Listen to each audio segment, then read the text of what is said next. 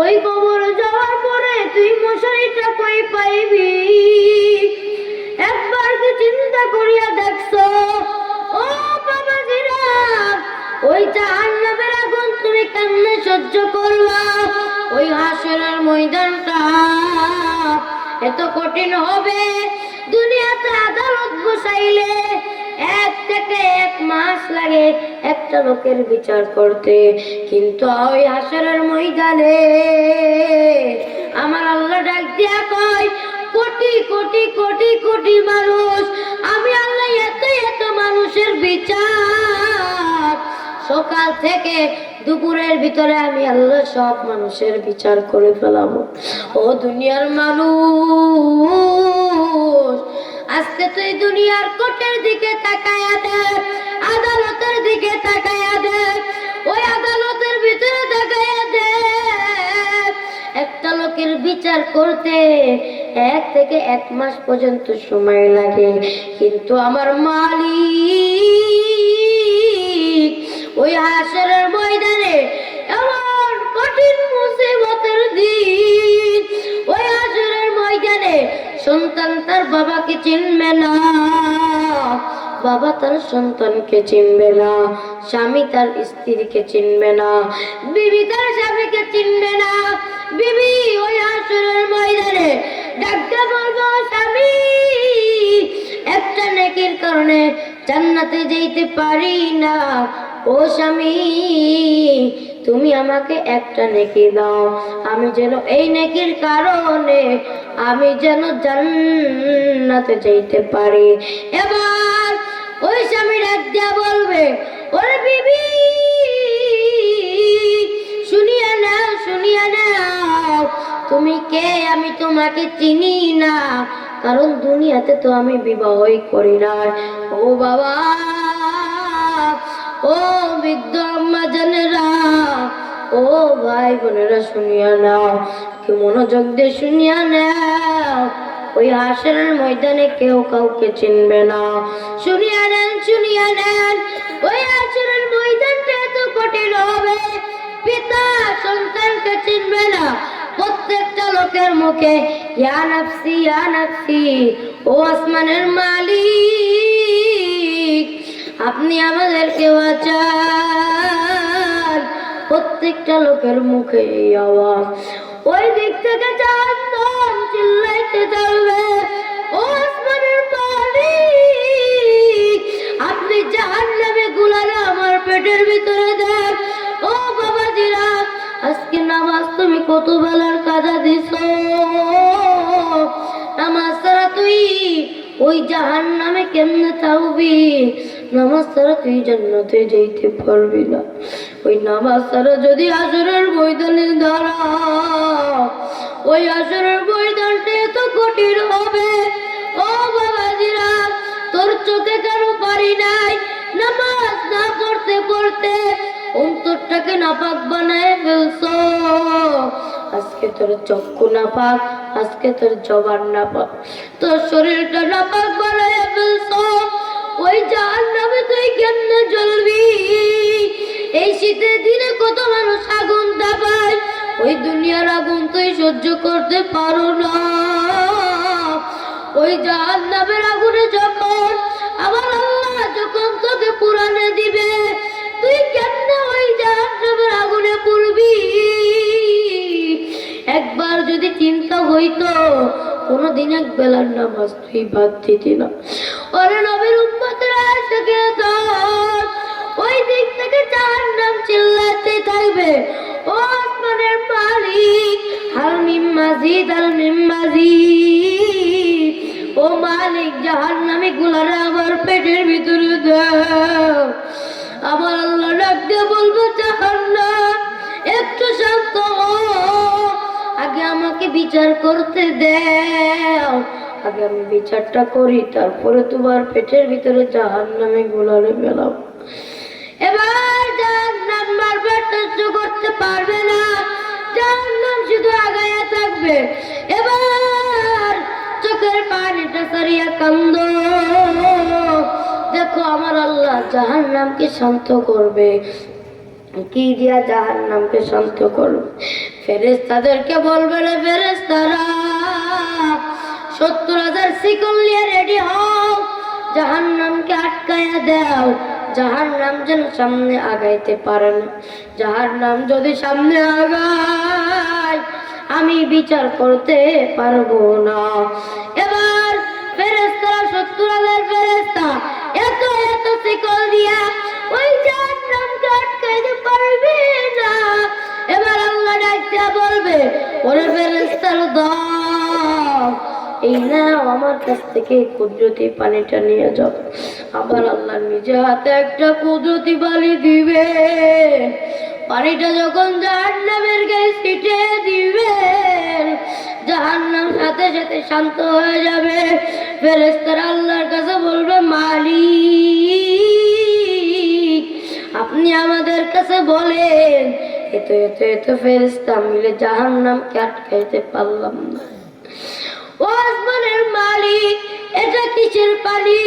এটা কি জমজম কূপের পানি? এটা কি হাউজে কাউসারের পানি? এটা কি আবে হায়াতের পানি? নাকি এটা দুনিয়ার কোনো বৃষ্টির পানি? নাকি দুনিয়ার কোনো মহাসাগরের পানি? আমার আল্লাহ ডাক দিয়া কইরে, ফেরেশতারা, এটা জমজম কূপের পানি না,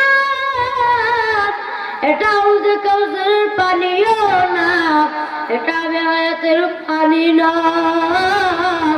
এটা হলো দুনিয়াতে আমার যেই বান্দারা চোখের পানি ছাড়িয়া কাঁদছে, ওই জাহান্নামের বইতে যারা কাঁদছে, আমি আল্লাহর বইতে যারা চোখের পানি বের করছে, আমি আল্লাহ তাদের চোখের পানিগুলো জমায়ে রাখছি। এই চোখের পানি দ্বারা আমি আল্লাহ কত আযাব মাফ করি, ফেরেশতারা দেখতে থাকে। ওই মালিক কত দয়ার, আজকে মালিকের সাথে নাফরমানি করি, আমার আপনার মালিক যদি রাগান্বিত হয়ে যায় এই জমিনটাকে উল্টে দিতে পারে।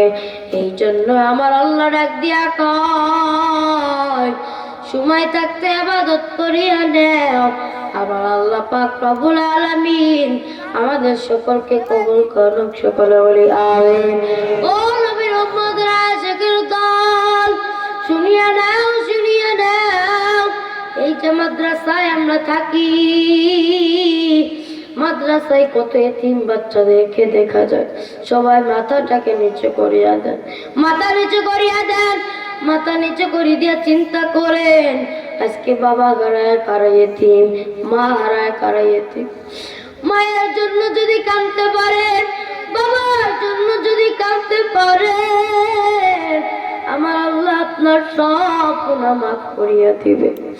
ও মা, এই যে মাদ্রাসায় থাকি, আমাদের পিছনেও মাদ্রাসা, আমার ঢাকা শহরে যে মাদ্রাসাটা রয়েছে শুনিয়া নেন, ওই মাদ্রাসাটাই যখন আমি যাই, আমি হঠাৎ একদিন রাত্রে বেলা তাকায়া দেখলাম, এই যে শীতের দিনে আমি তাকায়া দেখলাম কত বাচ্চা কম্বল নাই, পাতলা একটা খেতা কাপড় দিয়া ঘুমাইতেছে, শীতের দিনে থরথর করে কাঁপতেছে। আমি জিজ্ঞাসা করলাম, ও ভাই, আপনার কি মা বাবা কেউ না? বললো, হুজুর আমার মাও নাই, আমার বাবাও নাই, আমি একজন এতিম। ও মা, কুরবানির সময় তাকায়া দেখবা, ও বাবা কুরবানির সময় তাকায়া দেখবা, রোজার ঈদের দিনে তাকায়া দেখবা, যেদিন মাদ্রাসা বন্ধ দেয় সেদিন মাদ্রাসার পাড়ায় এসে দেখবা যার একটা মা নাই, যার বাবা নাই, মাদ্রাসার খুঁটি ধরিয়া ধরিয়া কান্দে, আর মনে মনে ভাবে আজকে যদি আমার মা থাকতো আমাকে নিয়ে যাইতো, বাসায় নিয়ে যাইতো, আমার বাবা থাকলে আমাকে বাসায় নিয়ে যাইতো। আমি একদিন এই জায়গার বার কুরবানির ঈদ গেল, আমি ওই কুরবানির ঈদে মাদ্রাসা যখন ছুটি দিল, আমি রুমের থেকে বাইরে আসিয়া দেখলাম প্রত্যেকটা সন্তান বাসায় চলিয়া গেছে। ছোট্ট একটা বাচ্চা 4 বছর বয়স মাদ্রাসা বারান্দার পার বসে রয়েছে। আমি সন্তানটাকে জিজ্ঞাসা করলাম, ও ভাই তুমি কি বাসায় যাইবা না, তোমার কি বাসা নাই? ওই বাচ্চাটা কাঁদতে কাঁদতে কই, ভাই আবার যদি মা বেঁচে থাকতো আমি তো এখানে থাকতাম না। আমার বাবা বেঁচে নাই, আমার মাও নাই, আমি এতিম, আমার আজকে কেউ নাই। ও মা, ও বাবাজিরা, ও বাবাজিরা, ও পদ্মার আলারের আম্মা জানেরা, আপনাদেরও কাদের মা নাই, বাবা নাই? বাবার জন্য যদি কাঁদতে পারো, মায়ের জন্য যদি কাঁদতে পারো, ও মা, ওই মা তোমার কাছ থেকে কবর থেকে কাপড় চাই না, শাড়ি চাই না। ওই বাবা তোমার কাছ থেকে একটা লুঙ্গি কেনার টাকা চাই না, একটা পাঞ্জাবি কেনার টাকা চাই না। ওই বাবা তোমার কাছে চাই, ও সন্তান, এই যে সপ্তাহের ভিতরে শুক্রবার আসে, তুমি নামাজ পড়তে যাও। ও সন্তান, আসার সময় আমার জন্য তুমি তওবারক নিয়ে এসো। এই জিনিসটা তোমার বাবা মা তোমার কাছ থেকে চায়। তোমার মা বাবার আশায় থাকে, অপেক্ষায় থাকে, আমার সন্তান কোন সময় আমার জন্য হাতটা তুলে দোয়া করো। আর আমি আল্লাহ ওই দোয়া করার কারণে আমি ওই মা বাবার কবর খেরা জান্নাতের বাগান বানায় দিই। ও মা, ও বাবাজিরা, শুনিয়া নাও, শুনিয়া নাও, তুমি আমি যেই নবীর উম্মত, ওই নবী ছোটবেলায় এতিম ছিলেন। ওই নবী তার বাবাকে বাবা বলিয়া ডাকতে পারে না। মা আমেনা এমন একজন সন্তানকে পেয়েছিল, ওই মা আমেনা এত দামি, আমার আপনার নবী এত দামি, এত দামি, এত দামি, ওই নবী বাবাকে বাবা বলিয়া কোনোদিন ডাকতে পারে না। নিদ্দাওয়ালা, নিদ্দাওয়ালা, হাদ্দানি মাওলা, লা জিদ্দাওয়ালা, নিদ্দাওয়ালা, হাদ্দানি মাওলা, আল-আনা কামা কানা ওয়ালাম ইয়ালকাসা ওয়ালা, আল-আনা কামা কানা ওয়ালাম ইয়ালকাসা ওয়ালা। আমার আল্লাহ ডাক দিয়া বলে, বান্দা, ওরা যুবক নবীর উম্মতেরা, আশিকের দল, পাও দুইটা গায়া দে। ও যুবক বাবাজিরা, শুনিয়া নাও, শুনিয়া নাও, আমার আল্লাহ ডাক দিয়া কয়, ও আসমানের মালিক, আপনি আমার উম্মতদেরকে জান্নাতি বানায়া দেন। এমন একজন নবী ভাগ্যের ভিতরে পাইছি, ওই নবী সৃষ্টি না হলে আসমান জমিন কিছুই সৃষ্টি হইতো না। ওই নবীর উসিলায় আল্লাহ আসমানটাকে সৃষ্টি করিল, জমিনটাকে সৃষ্টি করিল। ওই নবী হলো সব নবীদের সর্দার, সব নবীদের সর্দার হলো ওই নবী। এমন মায়ের নবী আমার, ওই নবী উম্মতের জন্য পাগল। অন্য অন্য নবীরা কবরের ভিতরে ঘুমায়, আমার আপনার নবী এমন মায়ের নবী, যে নবী রওজা মুবারকের ভিতরে কখনো সিজদায় পড়ে কান্দেন উম্মতের জন্য। ওই নবী আমার এত মায়া, ও নবীর উম্মতরা, আশিকের দল, শুনিয়া নাও, শুনিয়া নাও, শুনিয়া নাও। আজকে নামাজ ছাড়া তুই কেমনে কবরে যাইবি? ওই নামাজ ছাড়া যদি কবরে যাও, আমার আল্লাহ ডাক দিয়া কয়, ওই কবর আমি কারোর জন্য বানাবো জান্নাতের বাগান, আবার কারোর জন্য আমি আল্লাহ জাহান্নামের গর্ত বানাবো। ও দুনিয়ার মানুষ, শুনিয়া নাও, শুনিয়া নাও, এই দুনিয়ার মোহাই পড়িয়া সন্তান তুমি মারার পরে তোমার সন্তান তোমার খবর নেবে না। ওই অন্ধকার কবরে ঘুমাইবা। তুমি মারার পরে তুমি যখন অন্ধকার কবরে চলিয়া যাও, সন্তান যদি বিদেশ যায়, মা ভিডিও কল দিয়ে কথা বলতে পারে। বাড়ির পাশে বাবার কবর, মায়ের কবর, মা কি হালাত আছে ওই কবরে, মায়ের কবর জানি না। বাবা ওই কবরে কি হালাত আছে, বাবার কবর জানি না। ও মা, ও মুরব্বী বাবারা, শুনিয়া নাও, শুনিয়া নাও, সন্তানকে আদর্শবান সন্তান বানাও। সন্তানের মতো যদি সন্তান বানাতে যাইতে পারো, শুনিয়া নাও একটা কথা বলি বারবার, তুমি মরার আগে যেরকম শান্তি পাইবা, মরার পরও আমার আল্লাহ তোমার সেরকম শান্তি দেবে। ও আম্মা জানেনা, শুনিয়া নেন, সন্তানকে এমন সন্তান বানান। ওই ঢাকা শহরে একমি কোম্পানির মালিক মারা গেছে দুইটা সন্তানকে রাখিয়া। দুইটা সন্তান এত বড় বড় হাতির মতন শরীর বানাইছে। বাবা মারা গেছে, বাবার দাফন কাফন করার টাইমটাও তাদের হাতে নাই। দুই ভাই জায়গা জমি নিয়ে ব্যস্ত আছে, জায়গা জমি ভাগ করানোর টেনশন।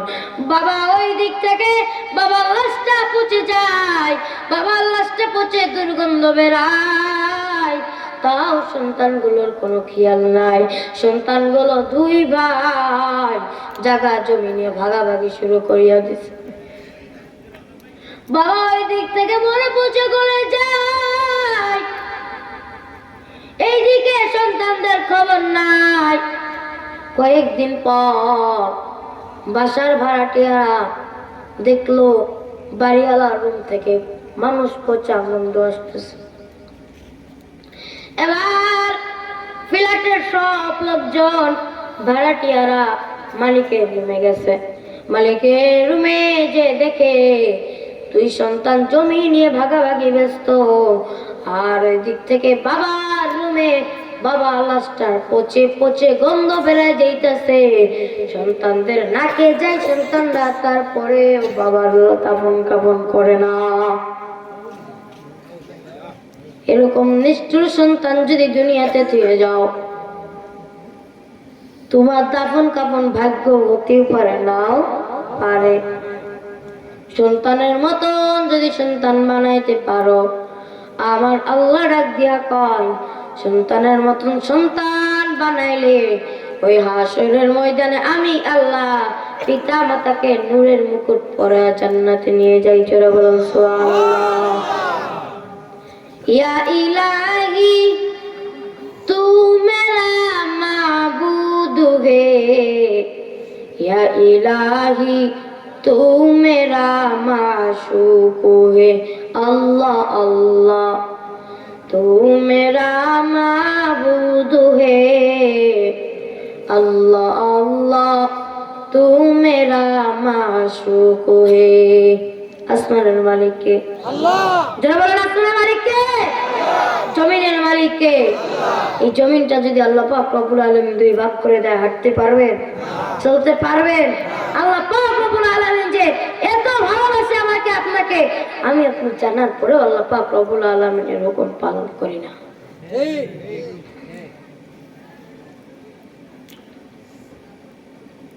এ দুনিয়া সবই পর, কবর যে তোর আসল ঘর। এ দুনিয়া সবই পর, কবর যে তোর আসল ঘর। কেমনে সে তাই থাকবি রে তুই, শুধুই মাটির বিছানা। কেমনে সে তাই থাকবি রে তুই, শুধুই মাটির বিছানা। চিন্তা করে দেখো না, কবরে কি যাইবা না। চিন্তা করে দেখো না, কবরে কি যাইবা না।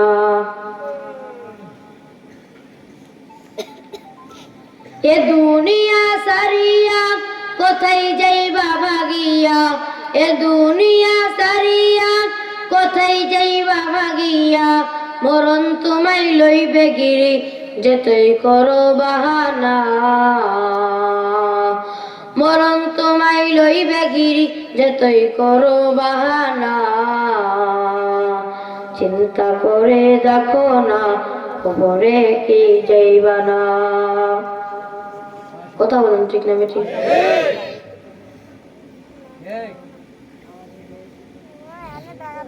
ওই কবরে তুই কেমনে ঘুমাইবি? এই যে শীতের রাত, কম্বল ছাড়া তুমি ঘুমাইতে পারো না। ওই কবরে যাওয়ার পরে তুই কেমনে কম্বল ছাড়া ঘুমাইবি? দুনিয়াতে মশারির ভয়তে মশারিটা টানায়া ঘুমাও। ওই কান্দে আর কয় আমি নবী এত বড় এতিম, আমার মাও নাই আমার বাবাও নাই, আমি একজন এতিম। কয়েকদিন পর নবীর যখন 8 বছর হয়ে গেল, 3 বছর পর নবীর দাদা জানো মারা গেল। নবী আমার এত বড় এতিম। নবী আবার ডাক দিয়া বলে আমি নবী যেরকম এতিম, আমি নবীর উম্মতরাও যারা এতিম, আমি নবী ওই হাসরের ময়দানে আমি নবীর এতিম উম্মত গুলারে দেখে দেখে বেঁচে বেঁচে জান্নাতে নিয়ে যাও। সুবহানাল্লাহ। একদিন মা আয়েশা নবী যখন এই কথাটা বললো, আমি কোটি কোটি মানুষের ভিতর থেকে আমি আমার উম্মতদেরকে নিয়ে যাব, মা আয়েশা ডাক দিয়া বললো নবী ও রাহমাতুল আলামিন, আপনি কিভাবে জানবেন এত কোটি কোটি কোটি কোটি মানুষের ভিতরে আপনি আপনার উম্মতদেরকে জানবেন কেমনে, পাইবেন কেমনে? নবী আবার ডাক দিয়া কয় আমি আমার উম্মতদেরকে চিনব, কারণ হাসরের ময়দানে তাদের মুখটা নূরের মতন উজ্জ্বল করতে থাকবে। কি জন্য? এই শীতের কালে আল্লাহ পাক রব্বুল আলামিন ফজরের আজানটা দেওয়ায়, ফজরের আজান দেয়, আমি আপনি মুয়াজ্জিনের আজান শুনে আমি আপনি যখন ঘুমের থেকে উঠি না, যখন অজুটা বানায় নামাজ পড়ি, ওই অজুর কারণে নবী আমার বলে আমার যে উম্মত গুলা অজু বানায় বানায় নামাজ পড়ছে, ওই হাসরের ময়দানে তাদের মুখগুলো উজ্জ্বল করতে থাকবে। আল্লাহ পাক রব্বুল আলামিন আমাদের সকলকে কবুল করুন, সকলে বলে আমিন।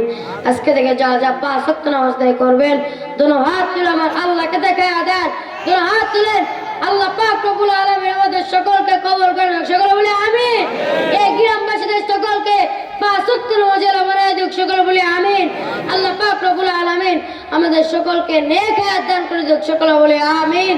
আল্লাহ পাক রব্বুল আলামিন আমাদের সকলকে হায়াত তয়্যিবা দান করুক, সকলে বলে আমিন।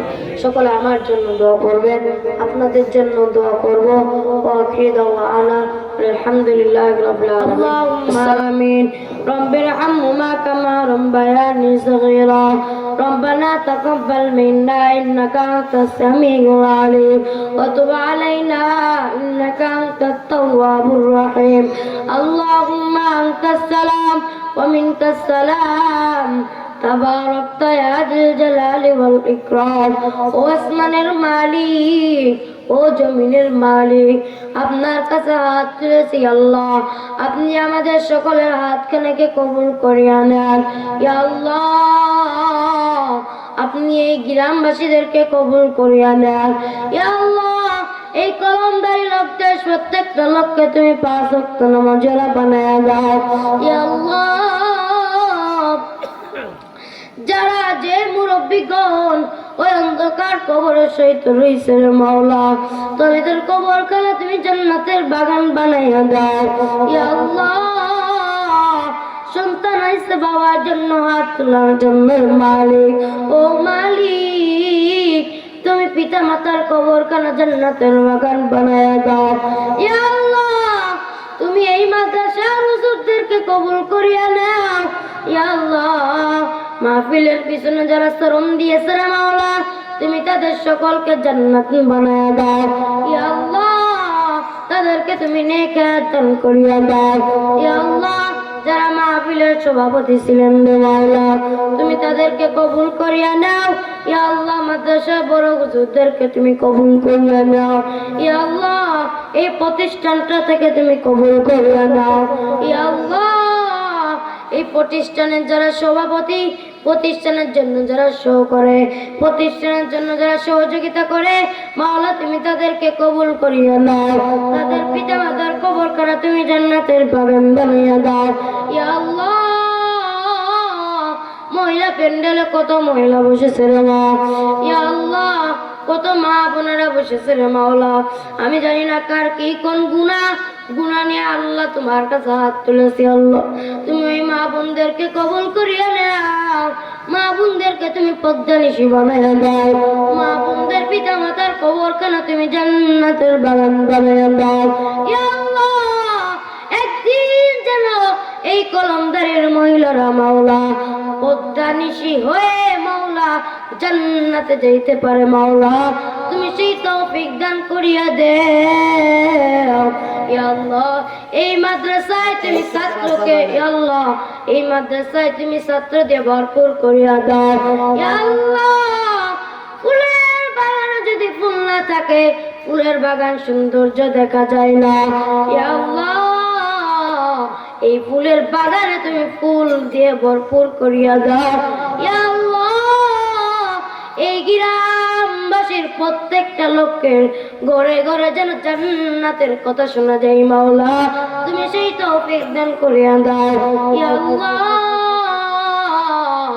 ইয়া আল্লাহ, আমার উস্তাদ মাওলা, ইয়া আল্লাহ, বাবা গারা ইতিম, মা গারা ইতিম, ইয়া আল্লাহ, তুমি তার কবরখানা জান্নাতের বাগান বানাইয়া দাও।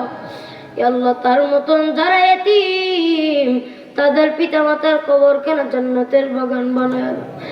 খাস করে দোয়া চাইছে মাওলা, ইয়া আল্লাহ, তুমি তৌহিদ হুজুরের মাওলা, তার পিতা মাতার কবরখানা জান্নাতের বাগান বানাইয়া দাও।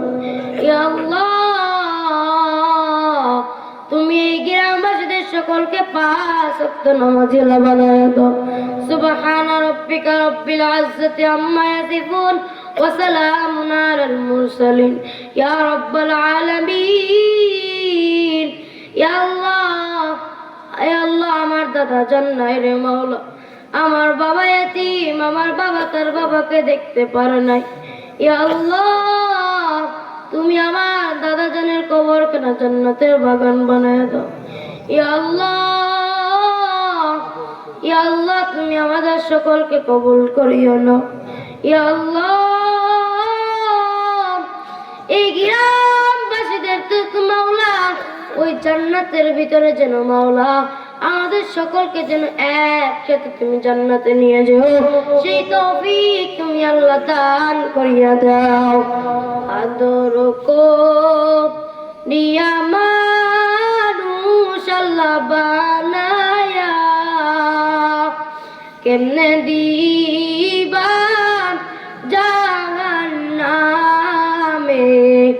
ফেলিয়া, কেমনে দিবা জাহান্নামে ফেলিয়া। বান্দা যখন জাহান্নামে জ্বলিবে, গায়ের গোশত কইসা কইসা পড়িবে। আদর করিয়া মানুষ আল্লাহ বানায়া, কেমনে দিবা